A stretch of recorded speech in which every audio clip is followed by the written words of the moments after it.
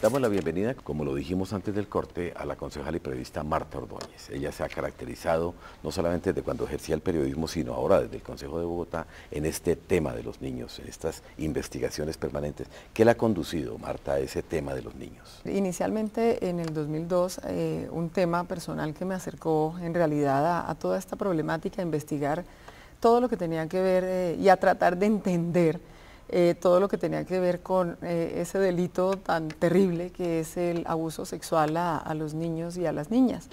Y desde ahí empecé a meterme en el tema, Fernando, y pues a trabajar, hice marchas, lancé un libro que se llama La Infancia Rota, y pues seguí trabajando en el tema. Yo en ese momento estaba vinculado a un medio de comunicación, de radio, ¿no? En un programa que salía al aire todas las tardes, y antes y después del programa me buscaba mucha gente para contarme sus historias personales, y pues esas historias les habían ocurrido cuando ellos tenían 4, 5, 7 añitos, y eran personas ya de 40, 50 y 60 que seguían afectadas, ¿no?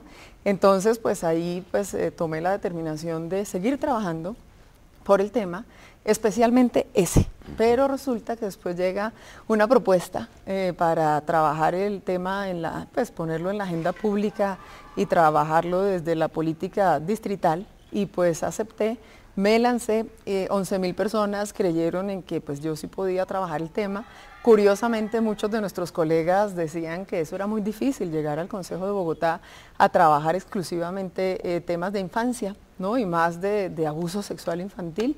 Y pues la verdad es que lo he logrado. Tengo desde hace 3 años que llegué al Consejo, tenemos 6 acuerdos de la ciudad que tienen que ver con esto, una ambulancia para atender a las víctimas de violencia sexual. Más adelante, pues. Exacto, sí señor. Entonces, la Semana del Buen Trato, que es del 19 al 25 de noviembre, el kit para atender en las urgencias de los hospitales a las víctimas de violencia sexual, solo para nombrarles 3, por ejemplo. Pero sí se puede trabajar por el tema y sí se puede incluir pues en esa agenda pública el tema de la infancia. Claro, sin duda, cuando habla uno de los derechos de los niños y lo peor que les puede pasar es una violación sexual, uno diría, también se puede equilibrar, doctora Gómez, con su experiencia de abogada, a un delito de lesa humanidad. Debería hacerlo, sí, y más tratándose de un niño por su debilidad manifiesta, no está en la misma condición para poderse defender de un agresor, y por su situación pues de indefensión. Y lo que es más importante aquí es verificar que el agresor sexual casi siempre está ahí, al lado de él, sus padres, sus primos, sus hermanos, sí, sus hermanos mayores, o sea, el agresor siempre está ahí, muy cerca del niño. Sí, no es que, pero ¿quién va a creer? No, ¿quién va a creer? Es que la persona que uno menos cree es ese abusador. Sí, claro. ¿Sí? Entonces hay que estar siempre alerta y sobre todo instruyendo mucho a los niños para que ellos se protejan. Y si bien el trabajo de ustedes, Coronel Pinzón, es de prevención, en el caso de esos niños maltratados y especialmente aquellos que han sido violentados sexualmente, ¿tienen una recuperación plena? ¿O eso es un estigma que los acompañará toda su vida? Yo creo que es un estigma que los acompañará toda la vida, porque son unos daños irreversibles. Por más que trate de acompañar e intervenir, yo creo que los daños son irreversibles. Su experiencia, Marta, ¿qué le dice? Yo creo que sí y que no, eso depende. Si el niño le cuenta a la persona de confianza y le cree, yo creo que podemos salvar a ese niño o a esa niña. Cuando se le cree, se le apoya, se investiga, se denuncia y sobre todo lo más importante, doctora María Eugenia, se le protege, ¿no? Entonces, pero ¿qué pasa con esos niños que son victimizados de esa manera tan terrible, pero no se le cree? Llega y le cuenta a alguien de la casa y como dice la doctora María Eugenia, es que eso le ocurre en su entorno, en su hogar, en el espacio que está supuestamente para donde debe estar protegido. Y le cuenta y lo que hacen es castigarlo o le dicen que es un mentiroso, pues ahí la cosa cambia. Y eso que no hemos tenido en cuenta, coronel, las terapias, ¿no? Son muy importantes, no solo para la víctima, para este pequeñito, sino para su entorno, para la familia, porque pues a la hora de enfrentarse a esto uno no sabe qué hacer ante las preguntas del niño, ante el estrés postraumático, ante tantas cosas que toca vivir al interior de un hogar. Cuando hay una víctima de violencia sexual y cuando es un menor de edad, pues el tema es muchísimo más delicado. Hay algún dicho popular que dice que hay 2 tipos de personas que no dicen mentira, ¿no? Los niños y los borrachos. Los borrachos. Exactamente, a todos los niños hay que creerles. Y lo que dice la doctora Gómez es cierto. En el tema de los derechos, por ejemplo, nos explicaba aquí el general Guatibonza, que cuando hay un secuestro, alguien tiene que estar cerca de la familia en el caso de secuestro. Lo mismo ocurre en el caso de la violación. A un niño lo viola por lo general, bueno, algunas excepciones fuera de Bogotá muy terriblemente conocidas, es un familiar, es un conocido, es un una padrastro persona por lo cercana, general, ¿no? una persona que Un se ha tío. ganado la confianza del niño y que además lo amenaza, de alguna manera lo intimida para que no diga por qué.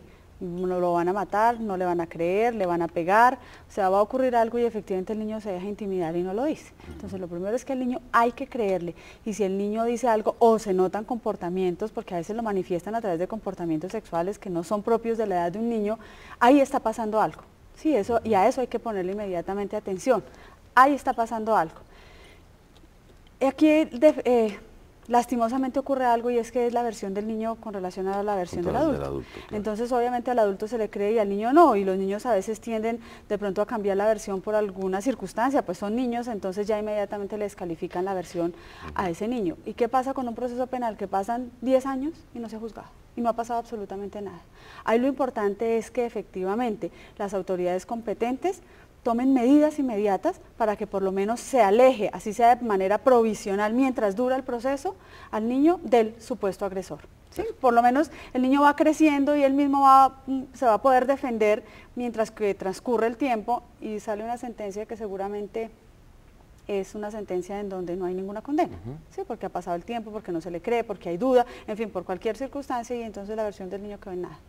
Y ustedes, coronel, que son expertos en la policía en estudios sobre criminalística, por ejemplo, han abordado el tema de los psicópatas, de estos tipos desordenados que hacen ese tipo de ataque a los niños. Bueno, hay conductas típicas de personas que son repetitivas y son depredadores.